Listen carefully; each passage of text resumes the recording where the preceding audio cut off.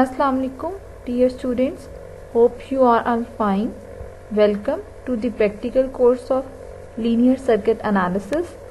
Here's your lab instructor Nashita Alwaz. Contents of this experiment include 6 different sections: lab objective, equipment needed for the experimentation, theoretical background of the experiment, hardware implementation, results and conclusion. The title of our today's experiment is to study and verify current divider rule. Equipment needed for the experimentation are 3 resistances 1, 2 and 3 ohms, DC power supply, breadboard and digital multimeter. Firstly, we have to look at the theoretical background of this experiment. What is the current divider rule? A parallel circuit acts as a current divider as the current divides in all branches in a parallel circuit and the voltage remains the same across them. The current divider rule determines the current across the circuit impedances. For example, यहाँ पर हमारे पास जो circuit available है उसमें R1 और R2 दो resistance जो हैं वो पैरेलली अटैच हैं। वोल्टेज सप्लाई हम देते हैं इन दोनों पैरेलल रेजिस्टर्स के अक्रॉस, तो करंट जो फ्लो होता है वो I है। करंट दो पैरेलल ब्रांचेस में डिवाइड हो जाता है। R1 से जो करंट पास होता है वो I1 है और R2 से जो करंट पास होता है वो I2 है। अगर हम लोग यहाँ पर ओहम्स लॉ लगाते हैं, so we know that according to Ohm's law V equals to IR, and if I will calculate the equation of current I1, then I1 equals to V by R1 and I2 equals to V by R2. Parallel circuit का हमें पता है कि उसकी total resistance को find out करने के लिए हम लोग क्या करते हैं, पहले दोनों रेजिस्टेंस को आपस में मल्टीप्लाई कर देते हैं और देन डिवाइड कर देते हैं उस मल्टीप्लिकेशन को R1 और R2 के सम से। So total resistance of this parallel circuit equals to R1 into R2 divided by R1 plus R2। अगर मैंने टोटल करंट निकालना है तो वो टोटल करंट इक्वल होगा I equals to V by R के। अब मैं क्या करूंगी, इस I और R की वैल्यू को यूटिलाइज करूंगी और जो मेरे पास R मैंने कैलकुलेट किया है अपनी इक्वेशन नंबर 2 को से, उसको मैं पुट करूंगी इक्वेशन नंबर 3 के अंदर। अगर मैंने अपनी इक्वेशन नंबर 2 से जो निकाला था उसको R1 और R2 divided by R1 plus R2 को, उसको मैंने पुट किया I equals to V by R के अंदर। डेफिनेटली R के अंदर ही मैंने टोटल रेजिस्टेंस पुट करनी है ना, और टोटल रेजिस्टेंस क्या है, R1 R2 divided by R1 plus R2। मैं क्या करूंगी, I equals to V divided by R1 R2 multiply by R1 plus R2। ये मेरे पास पूरी इक्वेशन बन जाएगी। अब उसके बाद मैंने क्या करना है कि मैंने अपनी दो इक्वेशंस देखनी है, V equals to I1 R1 and V equals to I2 R2। ये क्यों सेम रह रहा है, क्योंकि ये पैरेलल सर्किट है और पैरेलल सर्किट के अंदर मेरा जो वोल्टेज होता है वो हमेशा सेम रहता है।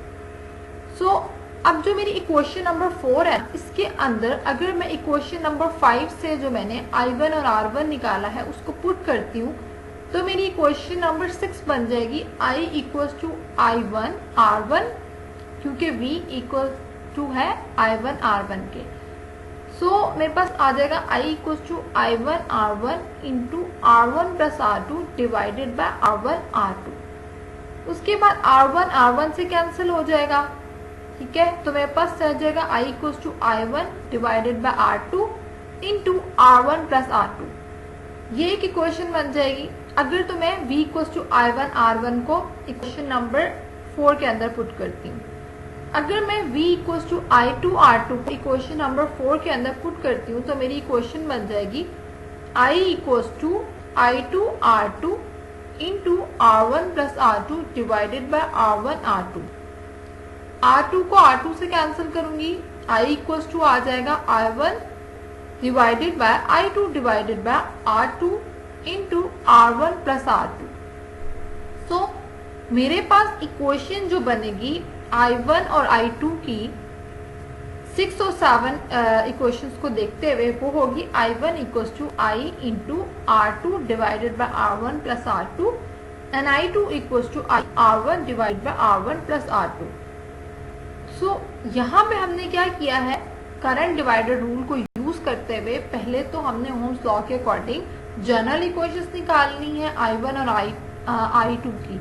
उसके बाद हमने टोटल पैरेलल रेजिस्टेंस के अकॉर्डिंग अपनी एक्चुअल वैल्यूज निकाले I1 और I2 की, उन करंट्स की जो मेरे किसी भी ऑपोजिट ब्रांचेस के क्रॉस फ्लो होंगे जब भी मैं अपनी दो रेजिस्टेंसेस को पैरेलली अटैच करूंगी। तो हमारा प्रैक्टिकल है वो है KCL, किरचॉफ करंट लॉ। तो उसका जो है वो सर्किट कुछ इस तरह है कि जैसे आपने एक जो है वो सीरीज में लगी हुई है और दो उसके जो है वो पैरेलल में लगी हुई हैं। तो ये अरेंजमेंट हम ब्रेड बोर्ड के ऊपर इस तरह करेंगे। ये हमारा पहला रजिस्टर जो है वो सीरीज में लगा हुआ है और जो दो रजिस्टर हैं वो पैरेलल में लगे हुए हैं। तो इनकी जो पहले रजिस्टर की जो है वो वैल्यू है 1 किलो ओम का है, उसके जो ऊपर वाला लगा है वो 2 किलो ओम का है और जो नीचे 3 किलो ओम का लगा हुआ है। मतलब ये है कि 2 और 3 किलो ओम जो है वो आपस में पैरेलल हैं, ठीक है। उसके बाद ये अरेंजमेंट हो गया हमारा। उसके बाद हमने डीसी पावर सप्लाई से जो है वो 3 वोल्टेज दिए हैं, ठीक है। तो उसके बाद जो है हम जो है वो इसके जो अकॉर्डिंग टू दिस टेबल जो है हम इसको जो है वो फिल करेंगे कि जो है हमारा जो है वो जो पहली जो हमारा रजिस्टर है उसकी ब्रांच में कितना करंट आ रहा है, फिर दूसरी ब्रांच में, फिर तीसरी ब्रांच में। तो जो हम पहली ब्रांच में करंट आएगा उन दोनों को जो हम ऐड करेंगे वो पहली ब्रांच के इक्वल होगा। तो ये कुछ इस तरह से है, ठीक है। अब हम जो है वो इसको मेजर करते हैं कि हमारा जो पहली ब्रांच में जो है वो करंट है, मेन ब्रांच, उसमें कितना करंट आ रहा है। तो इसको मेजर करने के लिए जो है हम जो है वो मीटर को जो है ओम मीटर नहीं सॉरी एम्पेयर मीटर को हम जो है वो सीरीज में लगाएंगे। तो सीरीज में लगाने के लिए आपको बहुत जरूरी है कि आप सर्किट से जो है वो रजिस्टर को डिस्कनेक्ट करें। तो हमने ये डिस्कनेक्ट कर दिया और उसके बाद हमने जहां से उसको डिस्कनेक्ट किया और बाद में जहां पे लगाया तो उन दोनों के दरमियान जो है वायर आप लगा दें तो ये मीटर हमारा सीरीज में आ जाएगा। तो ये लगाने से जो है हमें वो ये रीडिंग जो है वो दे रहा है 1.35। तो अगेन जो है हम लोगों ने पोलैरिटी उलट लगाई है, तो मैं इसकी पोलैरिटी सही करता हूं तो ये नेगेटिव का साइन बाद में नहीं आएगा, ठीक है। तो ये 1.34 आ रहा है हमारा मेन ब्रांच का करंट, जिसको हम आई कह रहे हैं, ठीक है। तो अब हम दोबारा जो है वो इस सर्किट को जो है वो रजिस्टर को जोड़ देते हैं और जो दूसरा रजिस्टर है उसके अगेंस्ट में हम जो है वो फाइंड करते हैं कि जो I1 है वो कितना है। तो उसके लिए बिल्कुल हमने वही प्रोसीजर दोहराना है। इसको सर्किट से आउट करें और फिर हम दोनों के दरमियान में जो है हम लगाएंगे तो इसका करंट वो कितना आ रहा है। तो हमें ये शो कर रहा है 0.82। अगेन वो माइनस आ रहा है तो उसकी पोलैरिटी हम जब उलट लगाएंगे तो वो फिर हमें सही रीडिंग शो करेगा। तो ये जो है वो 0.81 आ रही है। तो ये हमारी I1 की है, ठीक है। तो अब दोबारा हम जो है वो हम रजिस्टर जो है हमारा R जो 2 है उसको दोबारा हम सर्किट में लगा देंगे और तीसरा रजिस्टर जो है हम जो कि जो है वो R3 जो है उसको हम फिर अगेन डिस्कनेक्ट करके हम करंट फाइंड करेंगे। तो हम देखते हैं कि इसकी रीडिंग कितनी आती है। तो ये दोबारा हमने यहाँ पे लगाया और इनको हम रीडिंग दे रहे हैं तो ये आ रही है 0.56, ठीक है। तो अब दोनों को जो है क्या कहते हैं I1 और I2 को जब ऐड करेंगे तो हमारे 1.3 के इक्वल ही आ रहा है। तो हमारी ये एक रीडिंग कंप्लीट हुई, ठीक है। उसके बाद हम दूसरी रीडिंग की तरफ बढ़ते हैं। तो हमारा जो है वोल्टेज जो है वो हमने 3 से 4 कर दिया। ये देखिए 3 से हमने 4 कर दिया। दोबारा जो है हम मेन ब्रांच का करंट फाइंड करेंगे, वही वाला प्रोसीजर दोहराएंगे। ये जो है वो इसका हम देखते हैं कितना करंट आता है। ये दोबारा जो है मीटर जो है वो लगाएंगे सीरीज में तो ये हमारा 1.74 आ रहा है। तो ये मेन ब्रांच का करंट है। दोबारा हम इसको सर्किट में लगा देंगे तो 1.74 ये हमारा I है। तो अब जो है वो दोनों जो है वो रजिस्टर का हम फाइंड करते हैं जहां से आगे करंट डिवाइड हो रहा है तो ये कितना जो है वो आ रहा है। तो पहले रजिस्टर का जो करंट है वो हम फाइंड कर रहे हैं अपने जो है एम्पेयर मीटर की मदद से। तो ये जो है वो 1.04 आ रहा है मिली एम्पेयर। तो हम जो है ये इसका करंट इतना आ रहा है। अब दोबारा हम इसको लगाते हैं सर्किट में और जो तीसरा रजिस्टर है, ठीक है, उसको हम फाइंड करते हैं जो है वो कितना आ रहा है। तो ये हमने जो है वो यहाँ पे मीटर जो है वो इसकी प्रोब्स मीटर की लगा के जो है मेजर किया तो 72 आ रहा है। 1 वो था और ये जो है वो 72 आ रहा है। तो ये 1.72 हो गया।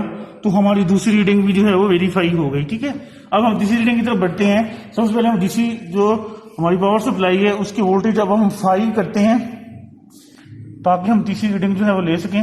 ठीक है, तो हम दोबारा जो है वो हम वही वाला प्रोसीजर दोहराएंगे। जो मेन ब्रांच का करंट है वो फाइंड करेंगे। तो हमने ये इसको सीरीज में लगाने के लिए इसको सर्किट से आउट किया रेजिस्टेंस को। तो अब जो है वो इसको हम मेजर करेंगे, तो इसकी देखते हैं कितना आता है करंट। तो ये आ रहा है 2.23। अगेन जो माइनस शोर है, हमने पोलैरिटी जो है वो फिर उलट लगाई है। तो अब जो है वो देखें, ये अब ये 2.22 आ रहा है।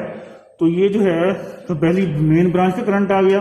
अब जो है हम इसी तरह R2 का, जिसको हम I1 कहते हैं, उसका करंट फाइंड करेंगे कि वो कितना आ रहा है। तो ये दोबारा हमने यहाँ पे लगाया मीटर, ये 1.32 आ रहा है। तो ये हमारा जो है I1 है, दोबारा हमने सर्किट में लगा दिया। और ये जो है यहाँ से हमने डिस्कनेक्ट किया तीसरी रेजिस्टेंस का, जिसको हम I2 बोलते हैं। तो ये जो है वो आ गया, ये 0.9 आ रहा है। तो I1 और I2 को ऐड करेंगे तो हमारा जो मेन ब्रांच का करंट है वो 2.23 के इक्वल ही आता है। तो तीसरा जो है रीडिंग लेके हमने जो है वो हमने अपना दूसरा प्रैक्टिकल जो है वो भी वेरीफाई कर लिया, करंट डिवाइडर रूल। बाकी जो है आप जो है वो करंट डिवाइडर रूल के जो फार्मूले हैं उनकी मदद से जो है वो आप अपनी जो क्या कहते हैं वैल्यू वो फाइंड करेंगे। तो टेबल आपके सामने दिखाया जा रहा है।